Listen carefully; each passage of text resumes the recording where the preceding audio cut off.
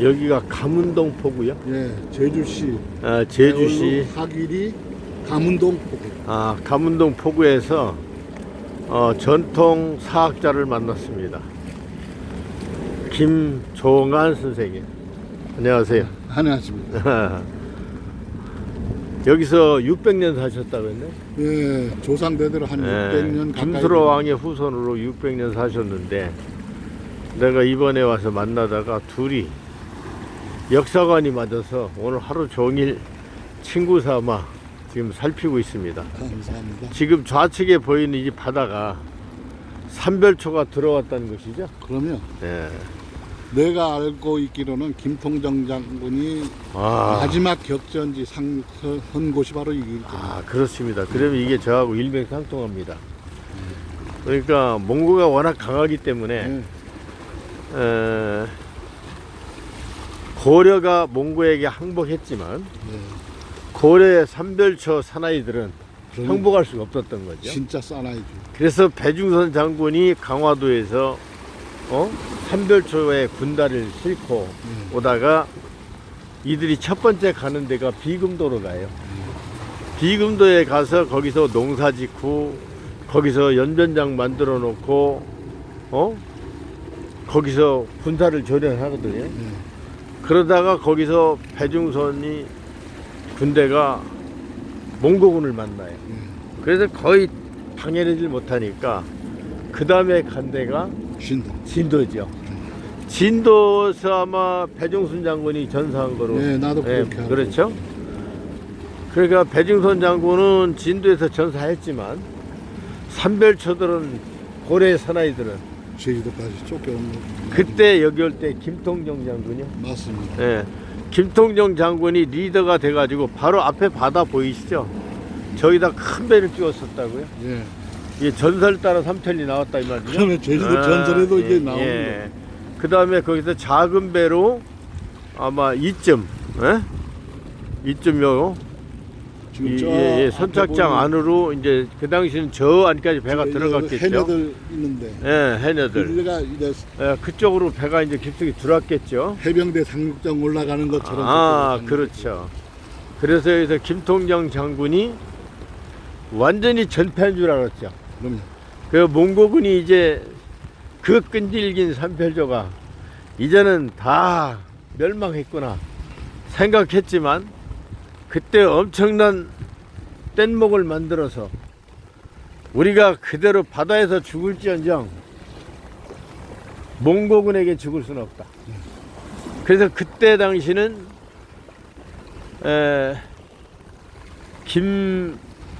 그분이 생각이 안 나네 갑자기. 김종 누구였나? 그분이 이제 김병총. 네, 김병총이 다시 장군이 돼가지고 여기서 뗏목을 엄청나게 만들어 타고 제주도에서 흘러 가면은 어디가 닿죠? 지금 오키나와 해류가 흘러요. 삼별초로 해류가 흘러가기 때문에 그냥 뗏목만 타고 있어도 거기로 갑니다. 그 당시에 유구 열도는 무인도였고 그때 김병총 장군이 이끄는 삼별초들이 가서 세운 나라가 현재 오키나와입니다. 오키나와의 건축 양식을 보면 고려식이고 조선에다가도 계속해서 조공을 바치던 오키나와는 엄연히 삼별초 대장 김병총이 이끌고 갔던 삼별초 중에서 또 김환이 등장합니다. 그 김환이 유리유자 공구자 유구왕국을 만들었어요. 유구왕국을 만들어 놓고서 거기서 조공을 바쳤고 일본이 유구왕국에게 조선을 치게 해달라고 하니까 유구왕국 김환이 말을 안 들어줬어요. 같은 나라니까 안 들어줬는데 임진왜란 때 또 일본 놈들이 또 조선에 와서는 명나라를 치게 좀 군대를 달라 안 줬단 말이에요. 안 줬는데 결국은 사태가 나빠져서 이순신 장군이 명란대첩에서 승리를 했지만 그거로 되는 게 아니라 그 당시 일본군 10만 명 정도가 조선 반도에 들어와 있었기 때문에 조선이 쉽사리 임진왜란이 끝날 수가 없었던 거예요. 성웅 이순신 장군의 힘만으로 독립된 건 아닙니다. 그런데 전설 같은 얘기가, 여러분 지금 서울 동묘에 가면 그 안에 누구 있는지 아십니까? 그 동묘에는 관운장이 있습니다. 왜 관운장이 있느냐? 그 당시 명나라 신종이 꿈을 꾸니까 꿈속에서 관우가 나타나는 거예요. 형님은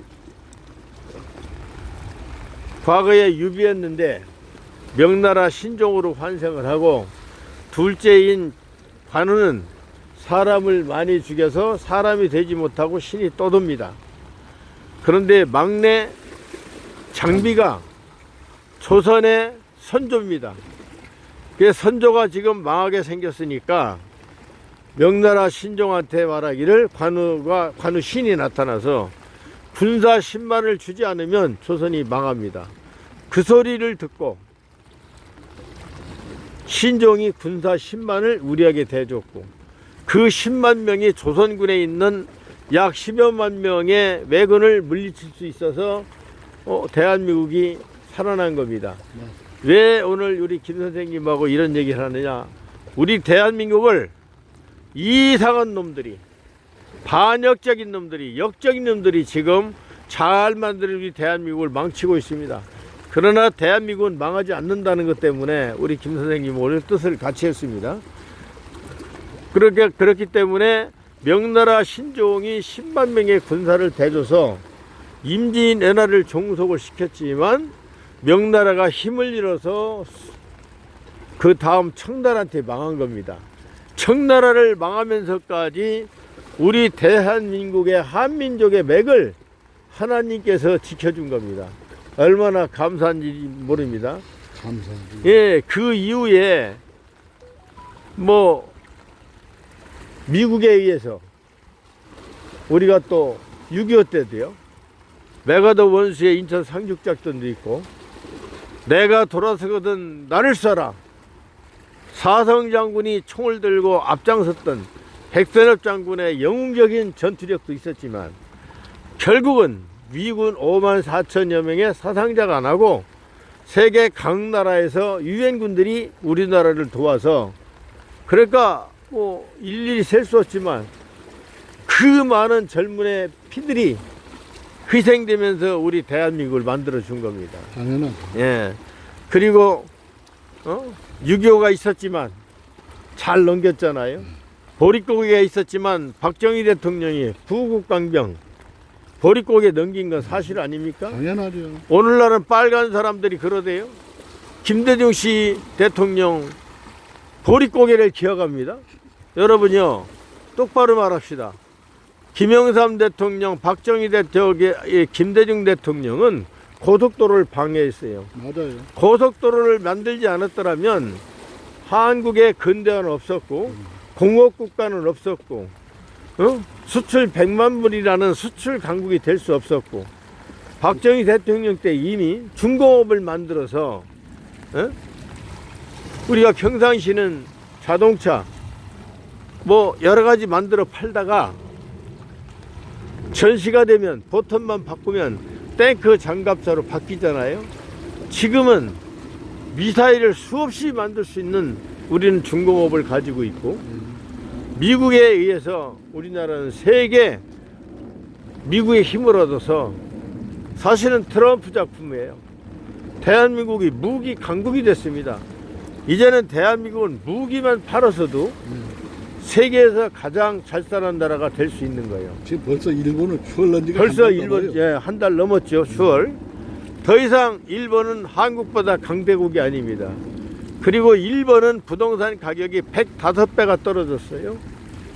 한국당 한 평을 사면 일본 가서 지금 3평을 삽니다. 조금 지나면 10평을 살 겁니다.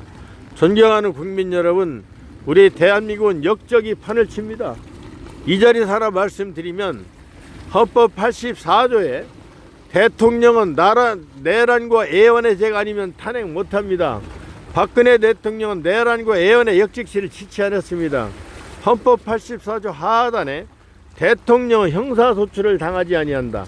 즉 대통령은 사람을 죽였더라도 5천만 국민이 뽑은 대표이기 때문에 사사로이 역적죄가 아닌 한 탄핵을 못하는 데 불구하고 그 당시 여야 현직 국회의원들이 거의 다 한두 사람 빼고는 탄핵을 했거든요. 부정선거가 이루 말할 수 없는데 아무도 안 잡아요. 그러면 문재인만 역적이냐? 윤석열도 역적이고 앞점이 한동훈은 누구예요? 세상에 대한민국에 30년 구형이 어디가 있어요? 사람을 죽여도 5년인 나라에서 박근혜 대통령이 역적죄도 지치 않았고 내란과 예원의 죄를 진 적도 없고 그 당시에는요 박근혜 대통령 땅 때 사우디에서 단 한 건 수주를 400억도 해왔어요. 400억이면 대한민국 국민이 1년 먹고 사는 돈이에요. 그렇게 세일도 잘하던 분인데 원자력이 세계 최고 아니에요? 문재인이가 그거 다 폐기해가지고 지금 강남도 건물이 나가면 안 들어옵니다. 그리고 수천억대 재벌들이요 지금 다 거지입니다. 100만 원도 못 써요. 왜 그런지 아십니까? 이 문재인 이 작자가 북한을 퍼주려고 국민의 혈세를 건드라고 공시지가를 높여놓고 세금을 막 걷어들이니까 거기다 불경기가 됐잖아요. 그래서 한국은요 경기가 죽는 겁니다. 그리고 최저임금제 올려가지고 물가가 몇 배 뗐거든요. 그 돈은 고스란히 해외로 다 빠져나갑니다. 문재인이 이렇게 나라를 망쳤는데 지금도 문재인이 잘한다고요? 물론 윤석열도 잘하는 것입니다. 윤석열이 바로 된 사람이라면 이재명이나 형수 믿구며 쓰시는 게 대통령 하면 되겠습니까? 이거 사람도 아닌 사람이에요. 그리고 문재인이가 얼마나 나라를 망쳤는데 그런 사람을 그냥 놔두고 넘치는 부정선거가 있는데 안 잡잖아요. 최인규가 누군지 아시죠? 내무부 장관이 옛날에 4.19 학생의거 때 부정선거로 했던 주범이에요. 사형시켰습니다. 앞으로요 부정선거자는요 사형을 시켜야 되는데 한동훈이 이자도 역적 아닙니까? 나는 역적이에요. 전부 역적. 그렇지만 여러분 실망하지 마십시오. 한국은 앞으로 세계 최고의 나라가 됩니다. 저력이 한국은 무기만 팔아먹어도 세계 최고의 나라가 됩니다. 그리고 오늘 여러 가지 이야기를 했습니다. 제가 한라산을 보면 참 답답합니다. 스위스 하면은요 바이크를 뚫고 들어가서 그 안에 집 짓고 사는 게 스위스입니다. 미국만 가도요 높은 산 꼭대기까지 고급 주택들이 다 들이찼습니다. 밤에 보면요 산이 전부 불이 켜집니다. 한국 이 자연보호 웃기는 사람들이에요. 한라산이 이렇게 좋은데 한라산을 그냥 왜 놔둡니까? 한라산을 나선형으로 빙빙빙 돌려서 백록당까지 자동차가 올라가야 됩니다. 그리고 거기다 호텔 져야 됩니다. 백두산 가보세요. 백두산 꼭대기 천지 위까지 중국은 길을 내가지고 한국인들이 돈을 퍼내고 가서 지금 갑니다. 그리고 중국 사람들은 그 협곡 그 바위산을 뚫어서 다 돌을 만들고 엄청난 그 위험한 그런 구름다리도 만들어서 관광객들에게 돈을 벌거든요. 이 한국은 이 죽일 놈들입니다. 아까 말씀드려보니까 해발 몇 미터에서 못 간다고요? 300거리 이상 영업집 못 짓게끔 법으로 집 못 짓게 법으로 정해 있고 또 아침에 몇 시까지 못 가면 한라산 못 가죠? 아침 9시 지나면은 그 내려오는 하산 시간 때문에 그 제한을 뒀어요. 그러니까 나는 제주도로 수십 번 왔는데 한라산을 올려가려고 하면 뭔가 맞질 않는 거예요. 안 맞아요. 그러니까 대한민국 이 규제를 풀어야 됩니다. 규제. 맞아요. 중국 사람들 봐보세요. 만리장성도 만들었잖아요. 그들은 그거로 돈을 얼마나 법니까? 그리고 현대 그 사람들 구름다리니 뭐니 이런 거 보면요 기가 막힙니다. 한국 허가 안 해줘요. 이 한국은 이게 미친놈들이 지금 정치를 하고 역적들이 정치를 합니다. 한라산 같은 것을 스위스나 미국이나 다른 나라처럼 에콰도르, 남미 이쪽 가면요 해발 4,000m, 5,000m 거기에 곰들하고 같이 사람이 사진 찍을 수 있어요. 우리나라가 정말 이상한 짓 하는 거, 노래방 가고 룸사롱 가고 이상하게 뭐 춤추러 가고 라이브 가고 이런 정도밖에 한국은 없어요. 멋있는 어떤 관광 자원이 없다 이겁니다. 만약에 한라산을 빙 둘러서 자동차로 백동산까지 백덕산까지 올라가고 시내버스가 올라가게 만든다면 제주도를 방문하는 분들이 다 한라산 백두산을 갈 것이고 또 돈 그리 많이 들이지 않고도 제주도 관광지가 될 겁니다. 그러면 자연히 제주도는 자치력이 없다고 그랬잖아요. 네. 울릉도도 자치력이 없어요. 지금 대부분 섬들은요, 그 지역에서 나는 토산물로 그 지역 사람이 살질 못합니다. 그러면 중앙정부의 혜택을 봐야 됩니다. 그렇다고 보면은 관광화 시켜야 되는 수밖에 없어요. 그럼 작업할 수 있는 뭐가 되지? 예, 그런데 우리나라는 이놈의 어느 개놈들이 법을 개같이 만들었는데 규제 뭐 하지 마라 이게 대한민국의 행정입니다. 여러분, 국민들이 똑똑해져야 됩니다. 지금 역적들이 판을 치고 있습니다. 일을 하는 정부, 일을 하는 지방자치, 예?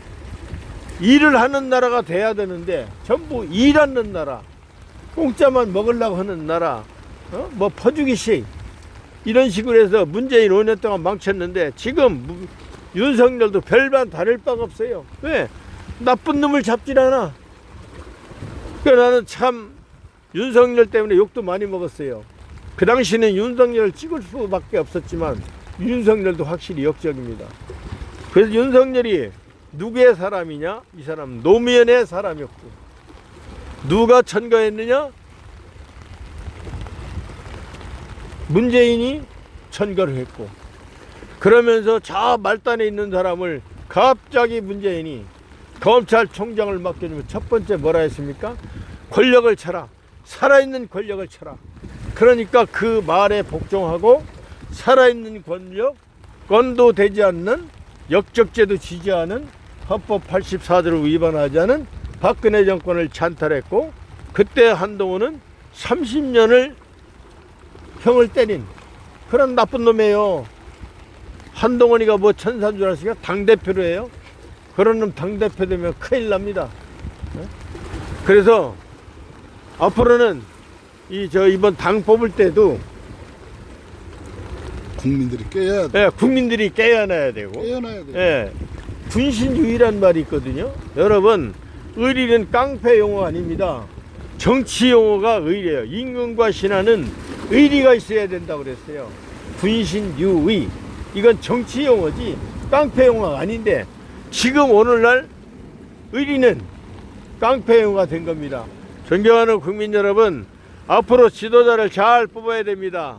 이번에 새누리당, 이날의 당이 뭐죠? 국민의힘? 국민의힘 당이죠, 우리가. 국민의힘 당이 우빨이라고 하는데 우빨이 거의 없습니다. 이 중에서 나는 누구를 지지하느냐? 분명히 말씀드립니다. 박근혜 대통령 탄핵과 관련된 사람을 뽑으면 안 됩니다. 그 사람들은 애세의 힘을 가지고 대한민국을 들러 엎으려고 하는 공산 세력이든지 딥스테이트든지 이건 반역적인 자들의 힘입니다. 그래서 우리 국민들이 깨닫고 이번에 우리 지도자를 뽑을 때는 박근혜 대통령 탄핵과 관련이 없는 자, 그런 자를 뽑아야 된다고 생각합니다. 맞습니다. 오늘 김종환 선생님 만나서 둘이 이야기 많이 했습니다. 이번에 와서 우리 김 선생님 만난 거 참으로 감사합니다. 고맙습니다. 감사합니다. 감사합니다. 예, 제주도에서 백병찬 김종환이었습니다. 김종환입니다. 감사합니다.